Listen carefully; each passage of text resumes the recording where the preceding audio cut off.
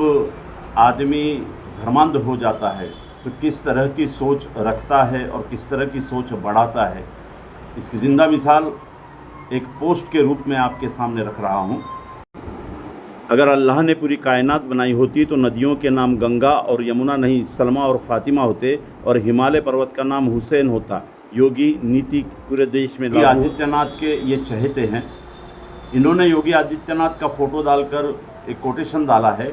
असल में अगर उनको प्रत्युत्तर अगर देना चाहे तो कोई नादान से नादान ये पूछ ले कि आप जिस ब्रह्मा को इस सृष्टि का निर्माण करता मानते हो तो उसके मुंह से ब्राह्मण, बाहों से क्षत्रिय, पेट से वैश्य और पैरों से शूद्र कैसे पैदा हुए? क्योंकि गर्भधारणा के लिए माँ और उसकी योनि, उसकी कोख आवश्यक होती है।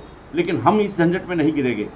लेकिन उन्हीं से एक सवाल पूछते हैं कि जैसा कि आप अपने ग्रंथों के, अपने धर्म के हवाले से ये कहते हो कि ब्रह्मा इस सृष्टि का निर्माण करता है, तो इस दुनिया में ना पाकिस्तान होता, ना बांग्लादेश होता, ना ईरान इराक होता, ना अमेरिका होता, ना इंग्लैंड होता, ना रशिया होता, ना बाजू वाला चीन होता, ना बाजू वाला श्रीलंका होता, ना उसके आगे में फ़िलिस्तीन होता, ना इज़राइल होता, ना तुर्की होता, ना यूनान और मिस्र होता।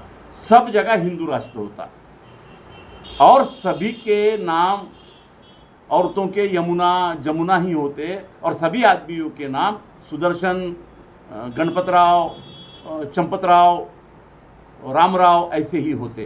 कितनी बेवकूफ़ाना सोच है। और ये क्यों बनती है सोच कि जिस तरह का कट्टरपन आपके दिमाग में डाला जाता है कि मेरा ही धर्म सबसे अच्छा है, बाकी का सभी धर्म मेरे दुश्मन है। और ये सोच केवल हिंदू समाज के दिमाग में डाली जाती है, ऐसी नहीं है। कट्टरपंथी मुसलमानों के द्वारा मुसलमानों में भी डाली जाती है। ये कट्टरपंथी ईसाइयों के द्वारा ईसाइयों के दिमाग में भी डाली जाती है।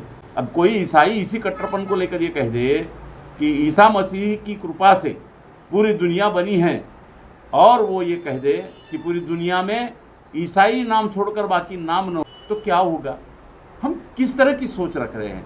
जब एक नदी निकलती है तो वो जिस जिस देश में जाती है उस देश के लोग उसकी संस्कृति और परंपरा के अनुसार उन नदियों के नाम रखते हैं। उसके बावजूद भी खुलासे के तौर पर उन्होंने एक बात कही है कि अगर अल्लाह ने कायनात बनाई होती तो हाँ, ये बात सही है कि एक इस्लामिक फेथ के अनुसार, विश्वास के अनुसार ये पूरी सृष्टि का निर्माण करता अल्लाह है, ईश्वर है।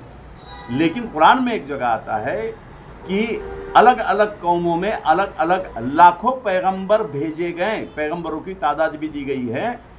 ये हर समाज में एक बेहतर धर्म के नाम से इंसानी सोच की व्यवस्था लागू करने के लिए अलग अलग फिरकों में, समाजों में भेजे गए हैं। कुरान इसके बाद में भी एक सोच रखता है कि तुम सब एक जैसे नहीं हो। अलग अलग कबीले, अलग अलग गुट इसलिए बनाए गए कि आप एक दूसरे को पहचानो, एक दूसरे को पहचान कर एक दूसरे को सहकार्य करो। क्योंकि सहकार्य करना, मदद करना ये भी बहुत ज़रूरी है। इसलिए तुम्हारे कबीले बनाए गए। जातियों का उल्लेख नहीं है, वर्ण का उल्लेख नहीं है। और जैसे कि ये योगी जी के नीतियों को लागू करने की उसी पोस्ट में बात करते हैं तो पूरी दुनिया में चतुर्वर्ण लागू हो जाता, पूरी दुनिया में जाति व्यवस्था लागू हो जाती, पूरी दुनिया में ब्राह्मण ही सर्वश्रेष्ठ होते और पूरी दुनिया में शूद्र ही सबसे अभी जानवरों से बदतर जिंदगी जिए होते। लेकिन व्यवस्था बदलती है। व्यवस्था कभी भी धर्म के विचारों पे नहीं चलती।